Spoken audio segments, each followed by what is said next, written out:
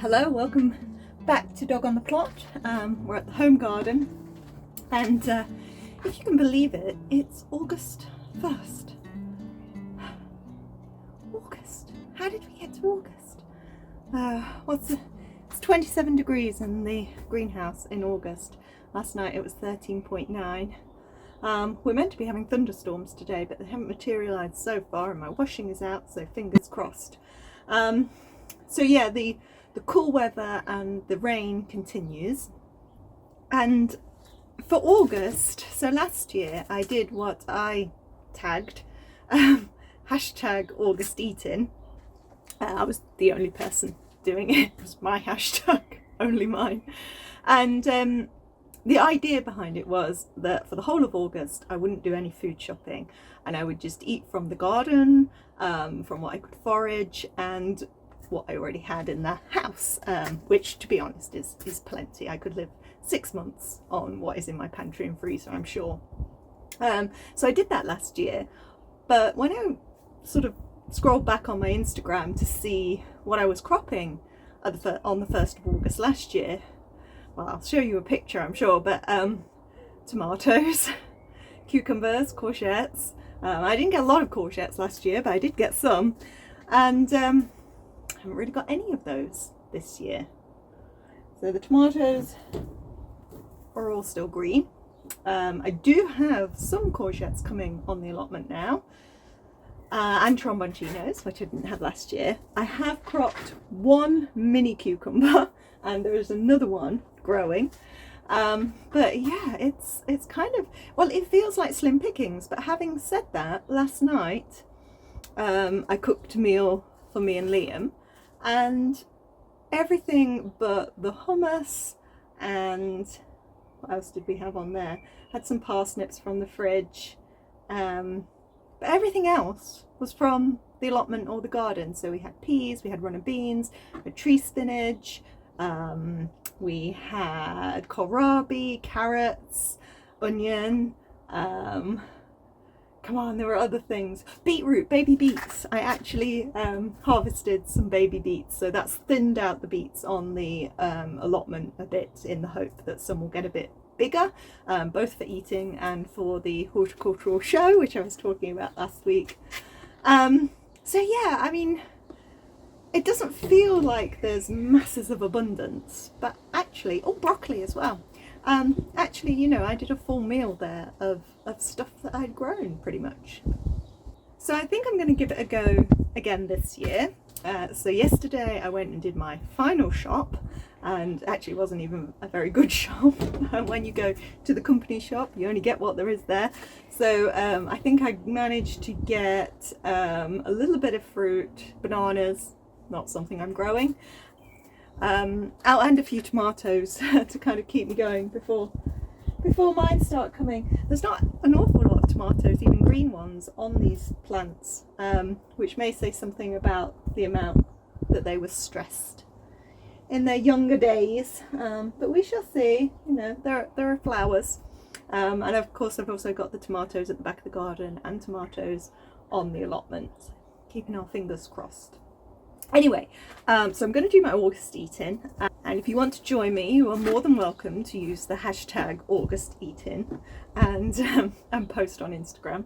I'll probably still be the only person doing it, and yeah, we'll see how far I get into August. I did the whole month last year.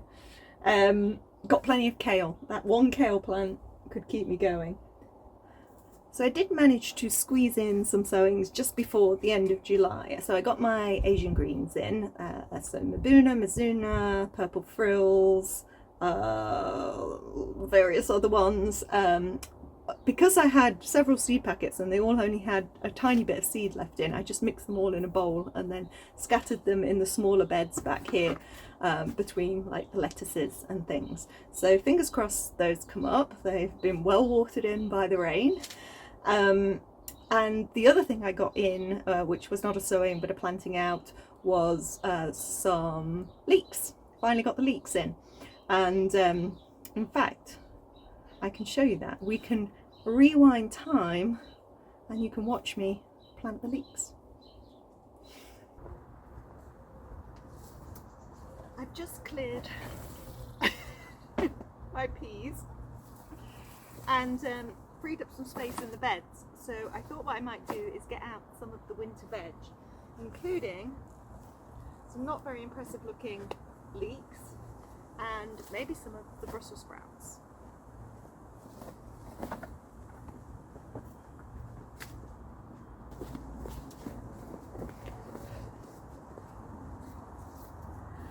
Now I do have some slightly more impressive leeks that are in cells, but I don't want to waste these, so I think I'm going to have the cell ones for the allotment, and I'm going to have a go with these in the garden.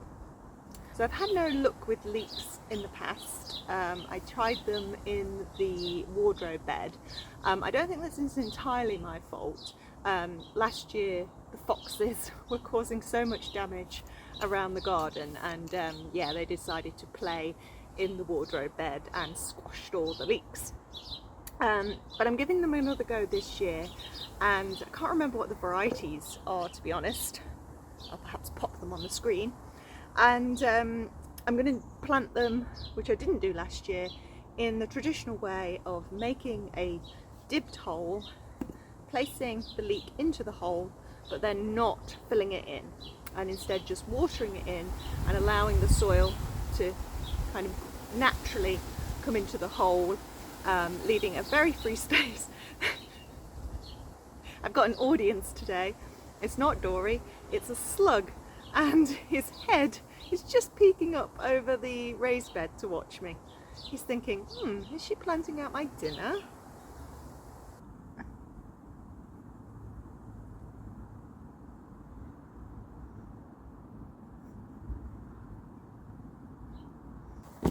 Right, he's gone to join his friends in the compost heap. What was I saying? I'm going to make the dibby hole, I'm going to put the leek in it, I'm not going to fill it in, I'm going to water it in, and then the leek will expand into the hole. That's the theory, that's what I've seen other people do, never done it myself, so here's a first. Got my dibber, got my leeks, haven't got any water, get that in a sec. Okay, let's do this.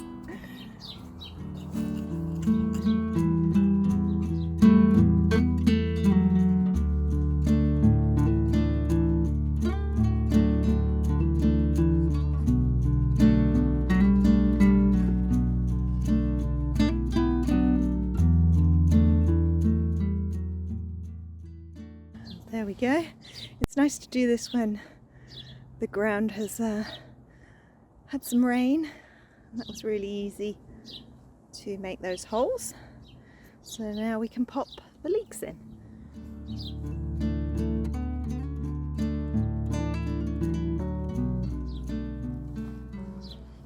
So these should just tease apart. Now, apparently you want to aim for pencil thickness for planting, but we're already getting into August, so it'll be August tomorrow, so I think these have got to go in. So in they go to its little hole. There's another one.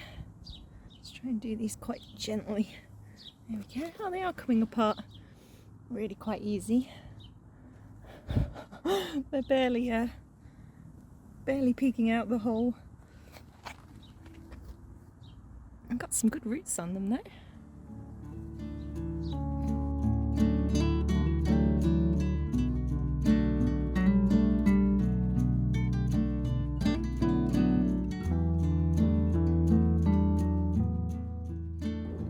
There we go, 20 leeks exactly in that bed. I'm hoping they're not too close together. But actually, I'm not too worried about them not being enormous leeks. I quite like baby leeks, so we'll see what happens. Right, let's get some water. This is the part that is called puddling.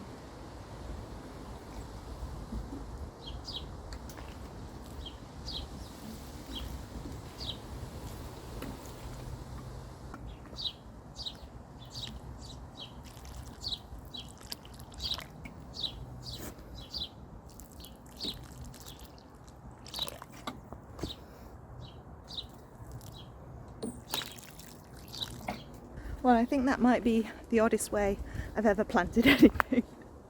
But yeah, some of them kind of disappeared when I did the puddling. Maybe I shouldn't have used a big watering can. Maybe I needed something with a little more finesse.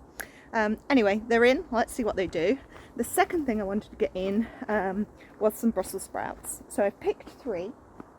There we go. The rest will go in on the allotment.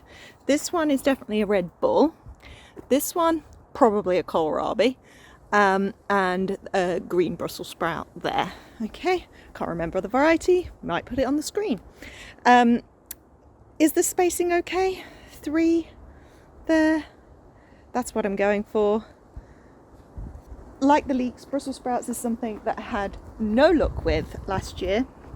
Can't blame the foxes for that one. Not really sure what the problem was.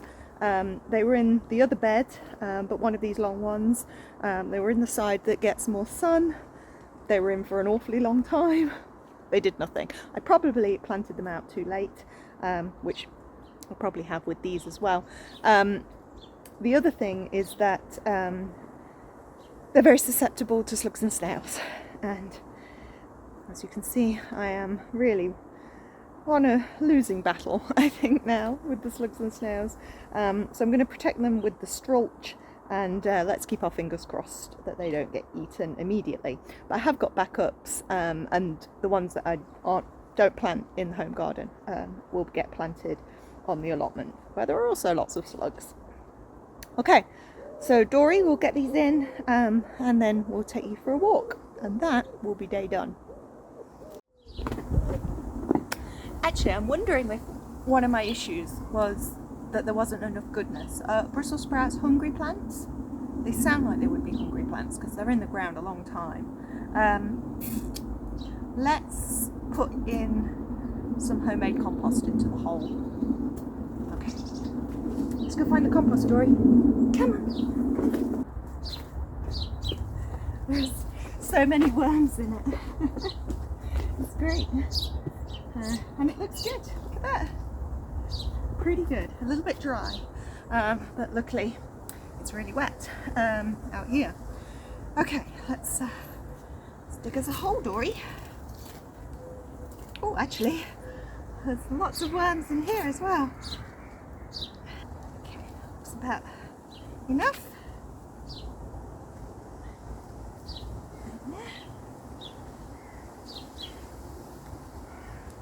Let's have a look at the root system. So a week and a half ago, I potted these on. So, oh, wow.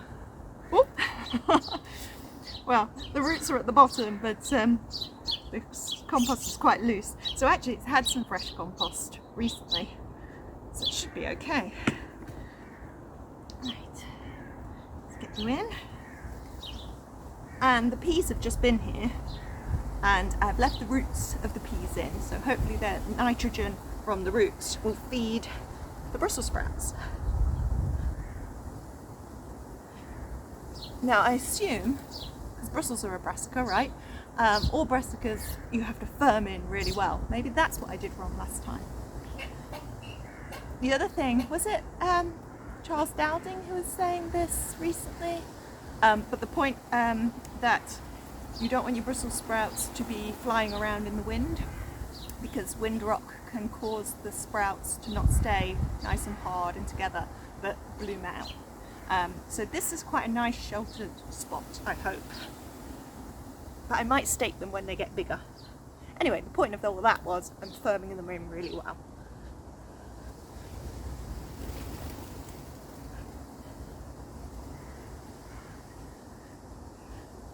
Well, it already looks better than my Brussels sprouts last year. So, grow, my baby, grow. Right, let's do this one that looks like a kohlrabi.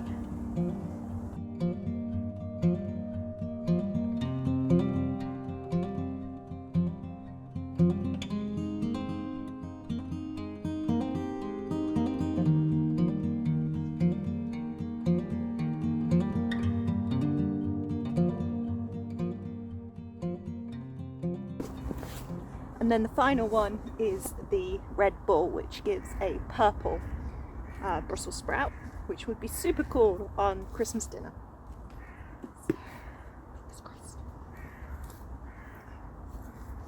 Is there something you can plant in between Brussels? Because I feel like there's a lot of space between these. What would be a good intermediary crop between these? So I've got this compost that I've already got out, so I might as well mulch these with the compost, and then I'm going to do a little ring of Strulch around them to hopefully keep the slugs at bay.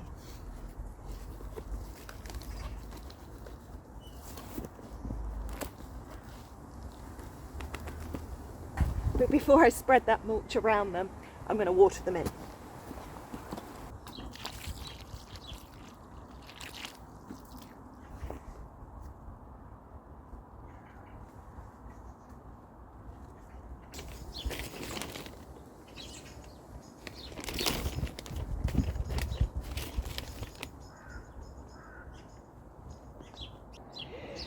There we go.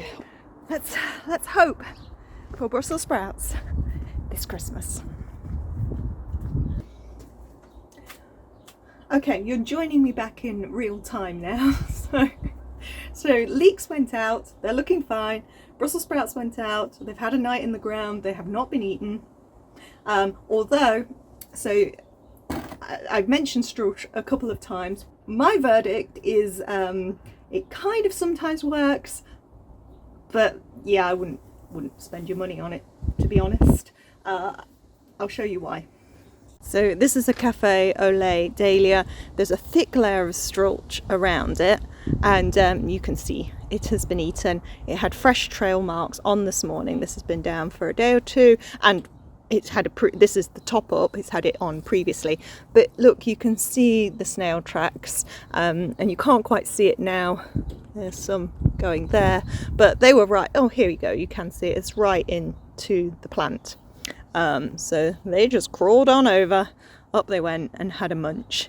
So I would say it's better than nothing. It probably lessens the damage a little bit, but it is by no means foolproof. Now, one of the things that Hugh Richards was talking about in his video in the last week or so was preventing your crops being eaten by slugs. I listened attentively, and he was talking about putting down spiky bits of plants like pyracantha or thistles or canes from your raspberries. I don't know what all this is about, sorry, and using those as kind of protective shield and almost building up a little fence around your plants. And I found this interesting because last year the only thing that kept the foxes off the beds in the end was putting down lots of prickly material. And I didn't have an awful lot of slug damage last year. Had some, but not a lot. Now, part of that is going to be that it was super hot last summer. But I'm wondering if maybe some of it was to do with the amount of spiky material I had around. And my firethorn, is pyracantha and firethorn different things? I can't remember. It needs trimming anyway, so I'm going to use the trimmings to protect some of the things that I'm putting in that I think slugs might want to eat, and I'll probably put some around these dahlias as well that I am desperately trying to hold on to. But we're not going to do that right now, in part because I want my mum to help me. What we're going to do is turn the compost. I'm going to take you down to the compost heaps now.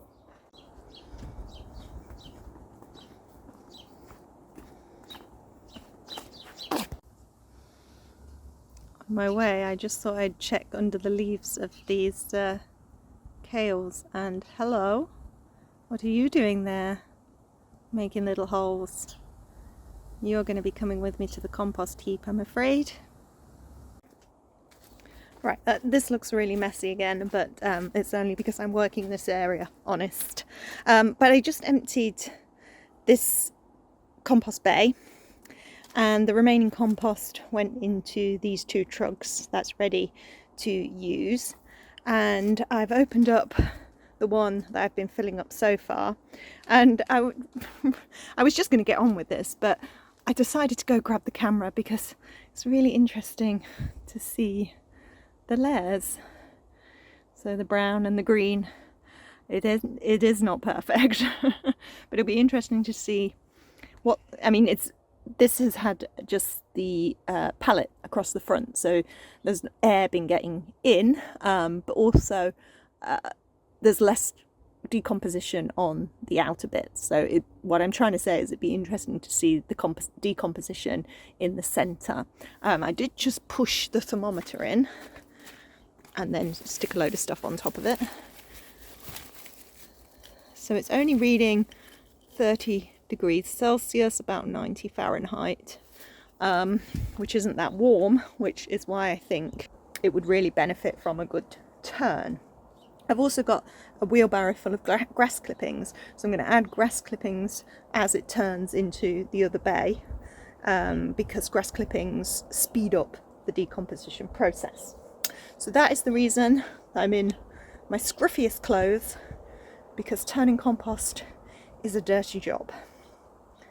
But somebody's got to do it. Couldn't help but saying that. Right, oh, didn't bring my gloves. Definitely need gloves.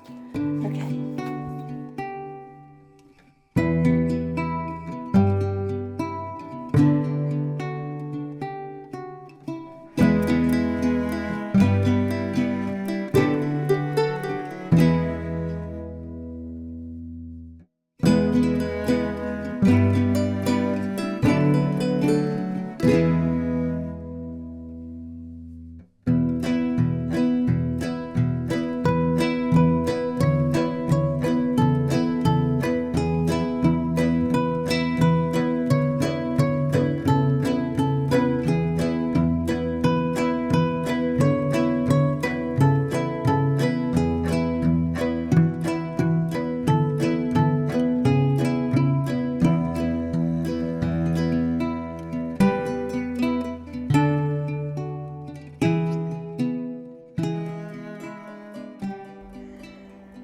And there we go.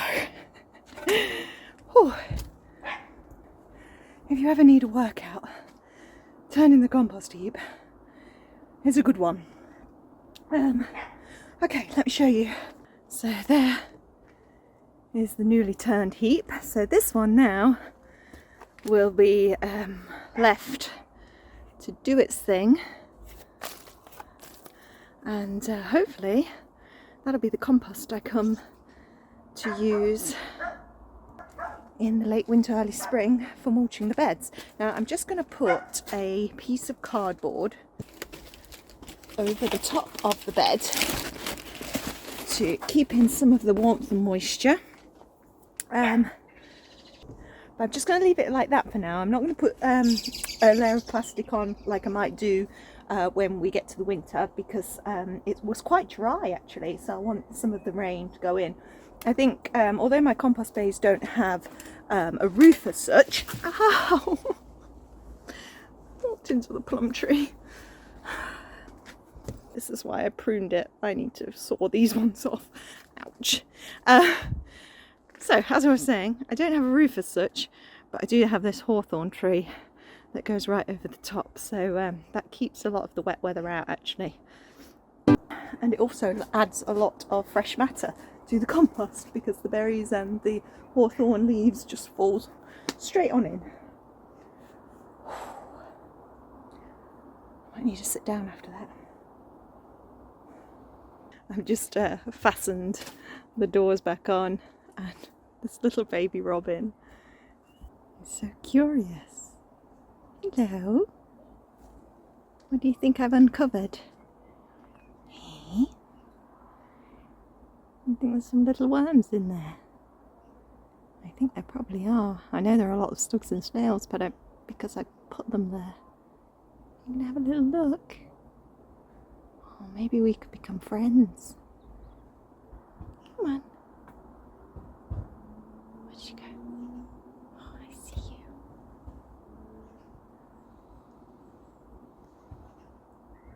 Come on, have a little look. What do you think's in there? Do you think you would eat out of my hand in a few months if we became friends? Yeah. You're beautiful. You're so beautiful. What's it? Moving very slowly. No, Stop running away. I know, I'm overeager. This is what Liam always says. I frighten off the animals because I'm too needy. He might mean him as well. Oh, look at you. Come on.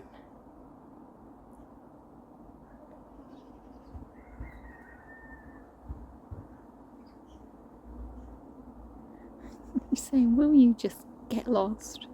Let me eat in peace. I will, I promise.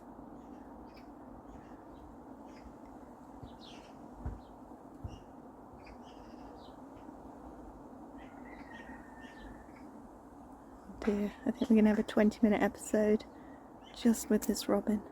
Here we go, here we go.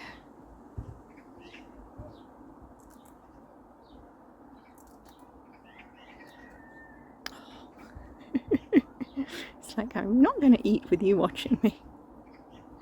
Okay, I can't stand here all day, Mr. Robin. Actually, I totally could. I don't know how much of that is going to end up in the edit, but yeah, sorry, that was quite a long time looking at Robin. But a baby Robin. Gone now. I think he'll be back. Right, what was I saying? Was I saying anything? I think I was trying to point out that I've... Oh, let's get him back out. Just put some...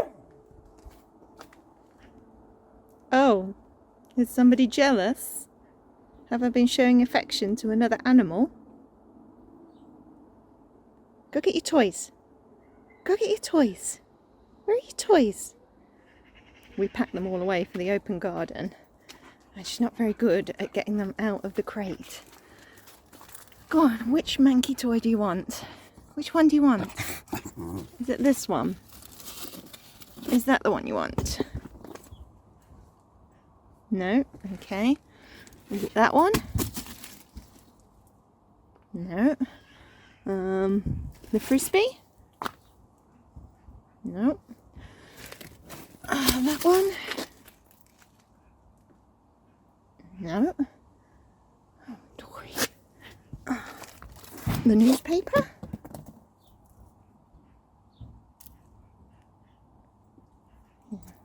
You almost went back to the first one there.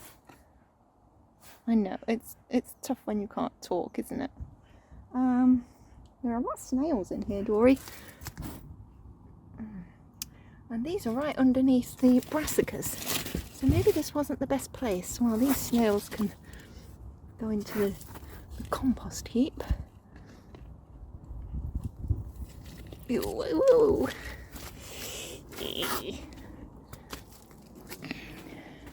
Right, Mr. Robin, go crazy. Oh, here she goes. No? Did I not? Still not get it?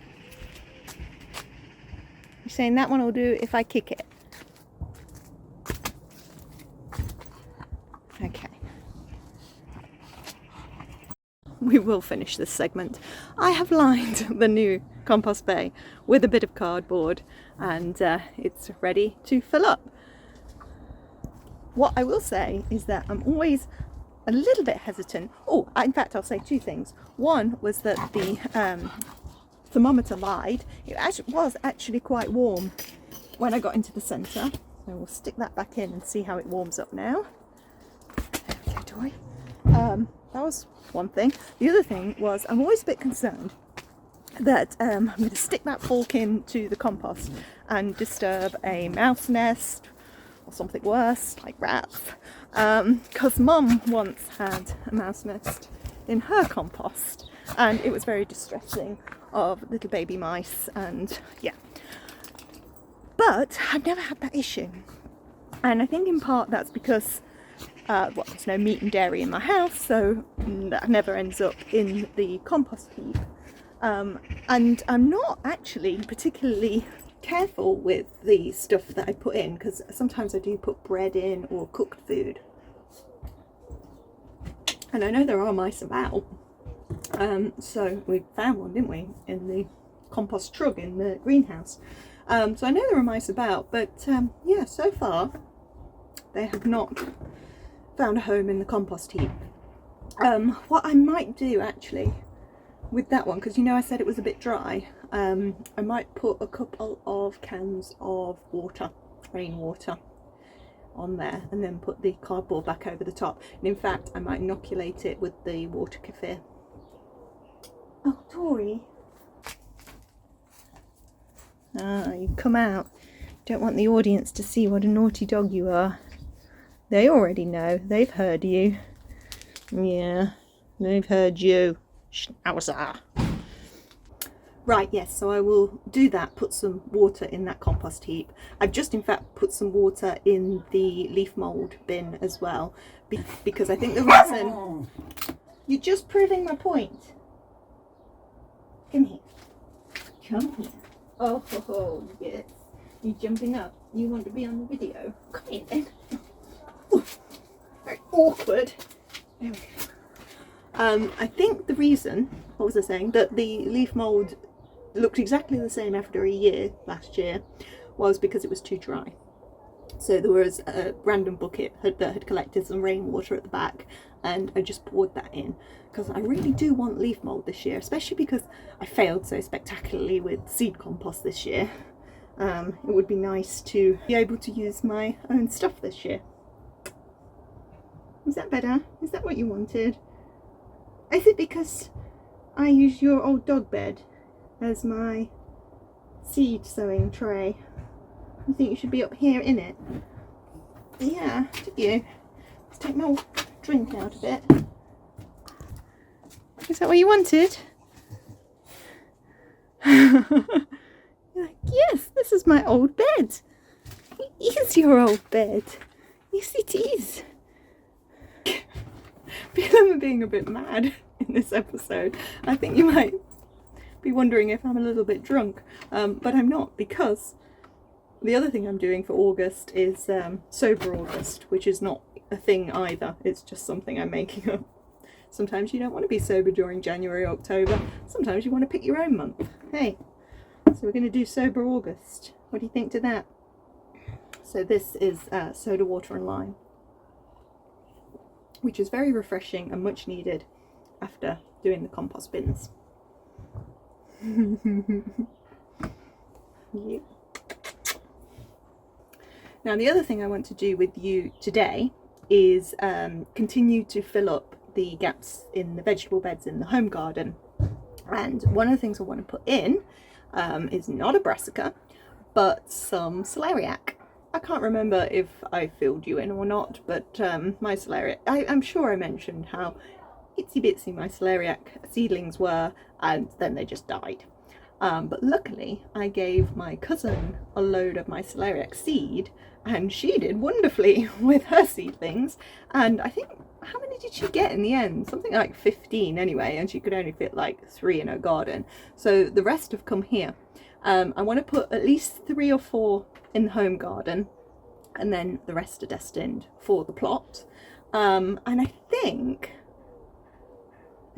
Dory might finally be ready to do those July sowings, or the rest of them. I did the Asian greens, which have now become early August sowings. So once again my sowings will be late, and then I'll be all complaining that my plants aren't as big as everybody else's, and it's only myself to blame. Okay, sound like a plan? Sound like a plan. Good girl. Oh, you're much better like this. We'll keep you up here. How am I going to sow my seeds if you're sitting in the tray? Or would you like your dinner? Shall we get your dinner? Come on. Come on. Oh, go on then. Arms around. Oh. Oh. We're so graceful, Dory. We're so graceful. Right, let's see what Alan says about celeriac, because I have never grown it before. Cauliflower celeriac. That's good. Right, plant May, June.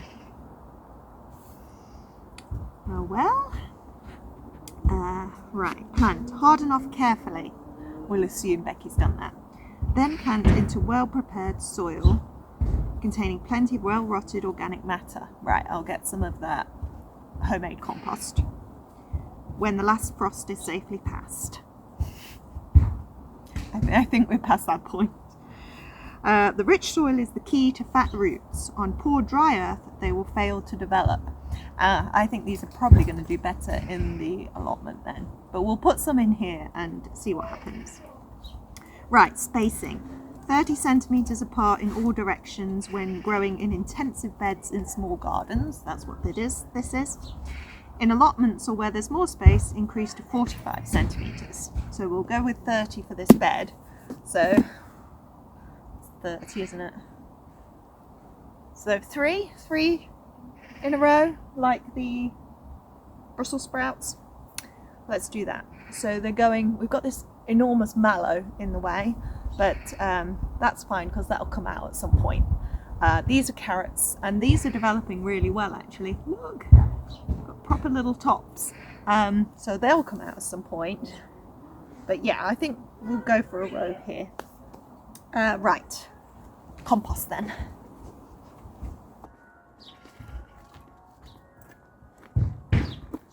Right, let's pick the 3 biggest plants then, so they get the most chance in what is a fairly dry bed. Okay, so here they are. That one looks pretty big. That one.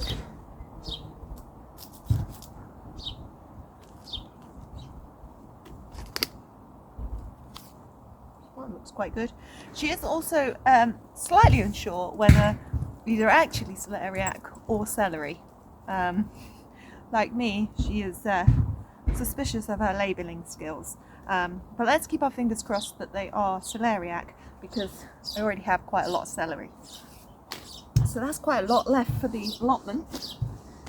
Right, they've been well watered, so they're ready to be planted. I was going to hurry, but okay. Some roots of probably coriander there.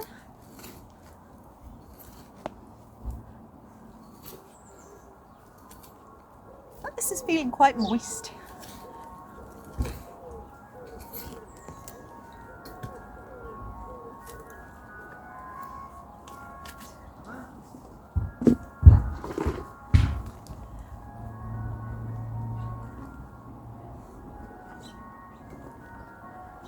Three big handfuls, not that bit of wood,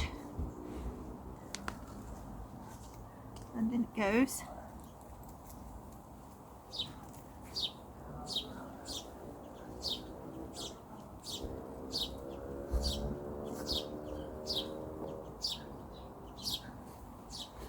There we go.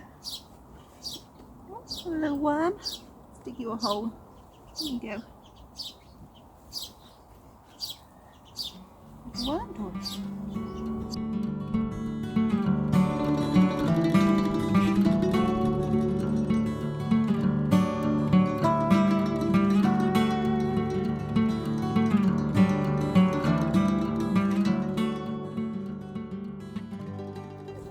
Okay, I'm feeling slightly on a roll now.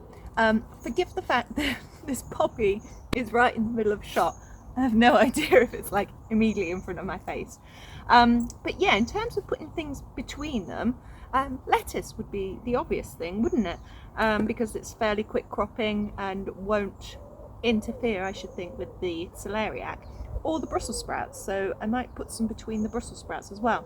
And seeing we've got so much Strulch about, might actually do something to protect them against the slugs, because I lost pretty much all of them in the bed over there. So let's kind of make a little gap between them. Might be able to fit one at the ends as well, and yeah, put a few little lettuces in, which I have in this rather flimsy tray, and they are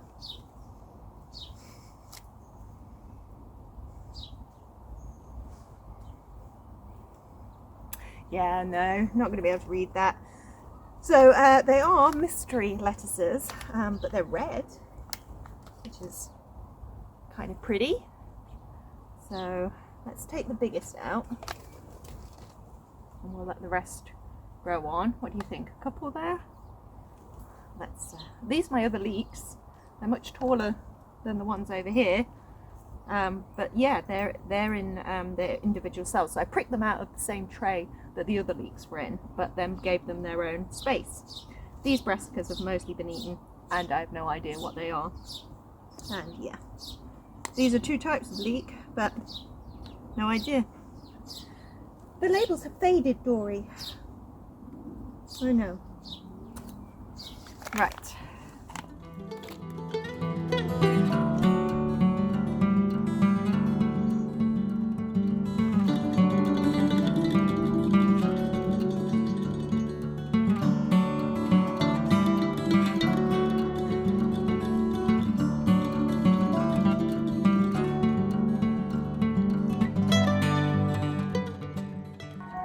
That's super cute.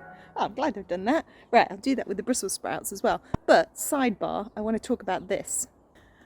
You may remember I talked about growing tansy as a companion plant for berries.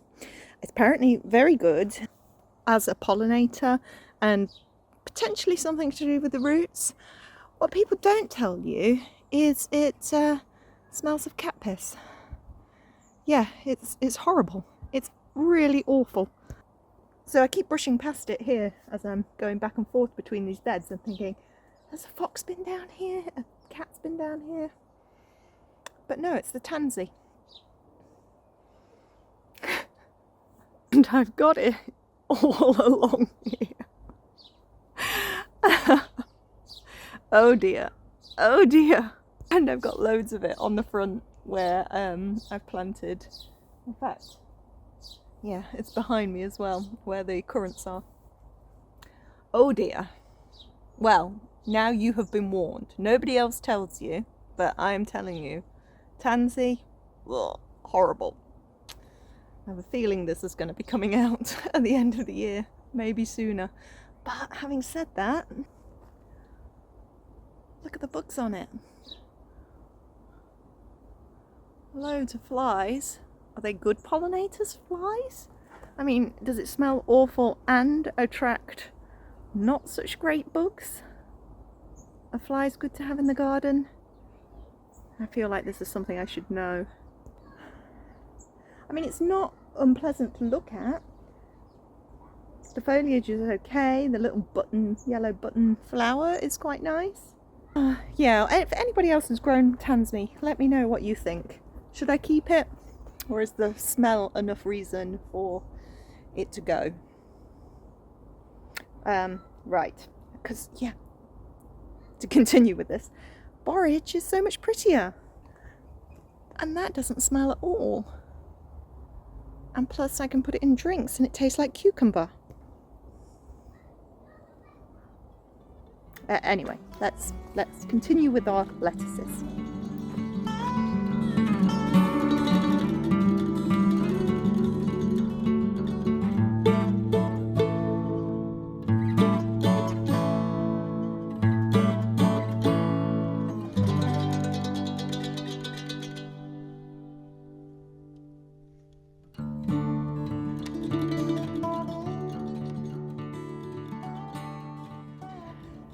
Go, some lettuce down there then, and some lettuce in here, hopefully somewhat protected by the Strulch, but you can see I've put some spiky stuff down as well.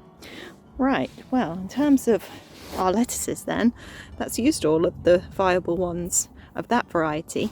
You can see, can you just see on this one, it's red leaf, but it's got like a little green centre. Maybe I can work out what it is from that if I look at some of my packets. And this one is a different variety and it's got kind of a reddy and green leaf. But yeah, this one I think is strawberry spinach. I think, maybe. Well, that was all very unexpected. Hadn't planned on doing any of that really. I just sort of wandered out into the garden to put some things in the compost heap. And that led to me changing into my scrubs and all of that. So yeah, pretty pleased with that. I hope those Hope those lettuces do well. What's she barking at?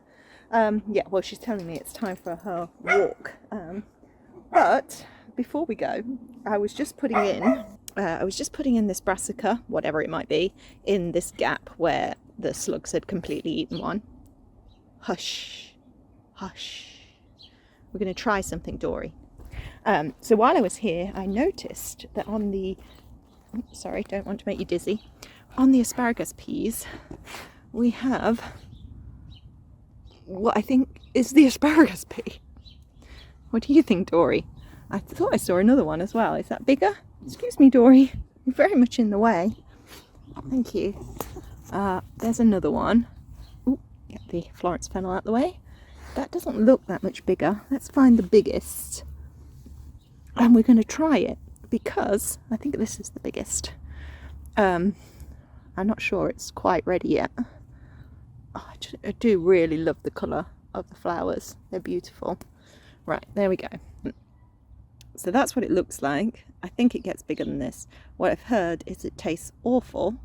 So as we were talking about the tansy smelling so awful, I thought perhaps this was a good time to taste test the asparagus pea and see if it's as bad as everybody says.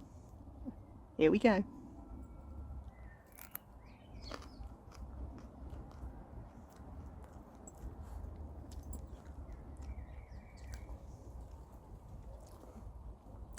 Yeah, it's not pleasant.